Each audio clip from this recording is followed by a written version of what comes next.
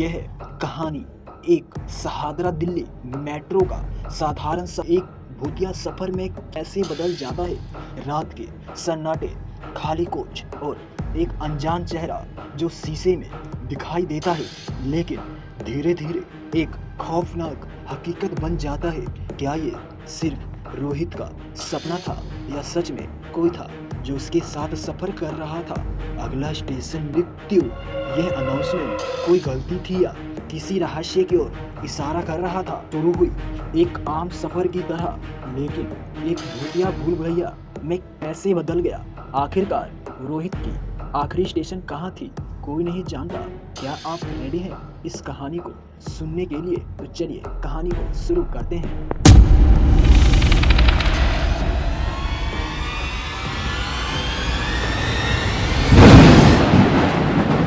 रात के 11:30 बज चुके थे।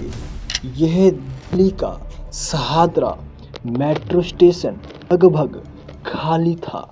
आखिरी मेट्रो का इंतजार करते हुए रोहित उसी स्टेशन पे अकेला खड़ा था।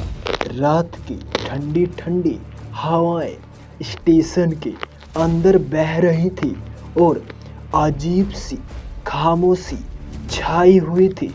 तभी लाउड स्पीकर से मेट्रो आने की घोषणा हुई। राहुल ने दूर से मेट्रो को आते देखा, लेकिन कुछ अजीब था।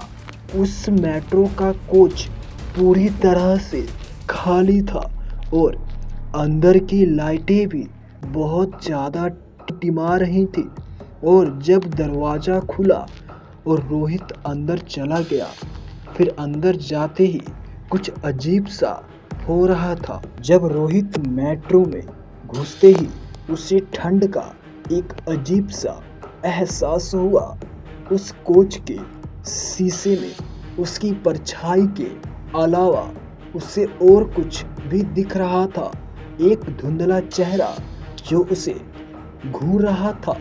रोहित ने तुरंत पीछे मुड़कर देखा, लेकिन वहाँ कोई नहीं था।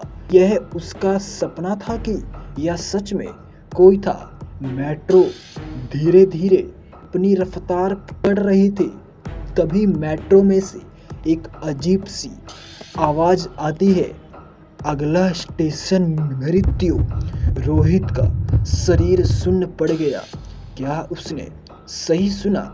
उसने इधर उधर देखा, लेकिन उस मेट्रो में अनाउंसमेंट करने वाला कोई था नहीं। अचानक उसने देखा कि सामने वाले कोच पर एक बूढ़ा आदमी बैठा हुआ है, लेकिन उसकी आंखें बहुत ज़्यादा काली और बहुत ज़्यादा गहरी थी। एक खौफनाक सवारी था। रोहित घबराकर आगे कोच में भागा, लेकिन दरवाज़ा लॉक था। तो तभी मेट्रो की लाइटें बहुत तेजी से झपकने लगी और उसके कानों में किसी के रोने की आवाज़ें आने लगी। फिर एक बार के लिए लाइट अपने आप बंद हुई, फिर जली। तो उस बूढ़े आदमी की जगह अब एक औरत सफ़ेद साड़ी में बैठी थी।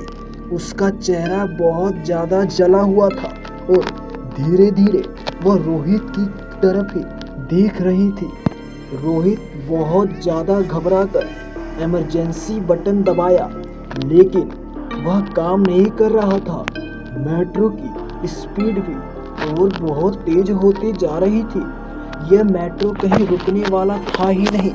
जब अंतिम स्टेशन आया तो रोहित ने खिड़की से बाहर देखा, लेकिन मेट्रो अब किसी अनजान सुरंग में थी। वहाँ कोई स्टेशन ही नहीं था, सिर्फ अंधेरा और एक लाल चमकती रोशनी। तो तभी मेट्रो के दरवाजे अचानक अपने आप खुल गए और एक ठंडी हवाएं का झोंका अंदर आया।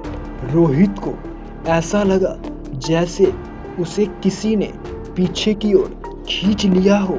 आखिरी चीज जो उसने सुनी वह थी एक धीमी सी हंसी। और फिर जब कुछ अंधेरा हो गया, अगली सुबह मेट्रो अधिकारियों को वही मेट्रो एक पुराने स्टेशन पे खड़ी मिली। मेट्रो में कोई भी नहीं था, ना ही राहुल ना ही कोई और। लेकिन सीसीटीवी फुटेज में राहुल को मेट्रो में चढ़ते हुए देखा गया और फिर वह अचानक कहीं गायब हो गया। क्या हुआ उसके बाद? कहा जाता है कि उस रात के बाद जब भी कोई यात्री अकेला सफ़र करता है और मेट्रो के शीशे में अपनी परछाई देखता है तो उसके पीछे कोई और भी दिखाई देता है।